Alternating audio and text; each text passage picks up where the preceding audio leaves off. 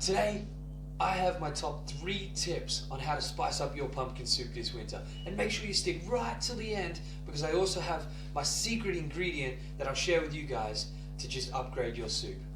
I never made it, but I know what it takes. I'm motivated by a mix of emotion. Got my statement, and I'm reading it slow so I can understand it. Hey guys, welcome back to another episode of Survive or Thrive. My name is Jade, I'm from Rise Up Catering, and we're here to set you up to win. Here's a quick fun fact about pumpkin.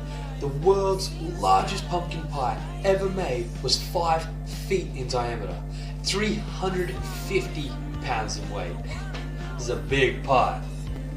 It used 80 pounds of pumpkin, 36 pounds of sugar, 12 dozen eggs, and it took 6 hours to cook. Now, here's our tips. Tip number 1. When you're roasting your pumpkin for your soup, be sure to use Chinese 5-spice. 5-spice powder is cinnamon, star anise, cloves, fennel, and Szechuan pepper.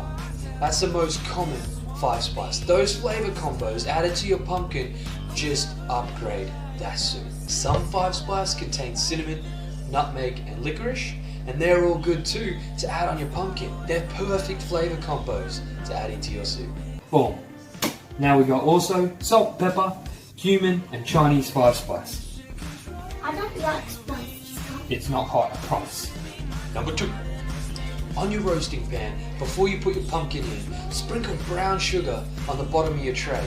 This will coat the bottom, and when you roast your pumpkin, the juices will come out and add to the brown sugar, making a beautiful caramel that you can pour into your soup as well. And number 3, use the whole pumpkin. Don't peel it, don't take the seeds out. Of course, you need a decent blender to make this happen. You can't just use a stick blender. However, if you roast your whole pumpkin, leaving the skin and the seeds on, not only will they release a lot of nutrients, but they have a lot of flavor in there that you can blend up into your soup and you won't even know they're there.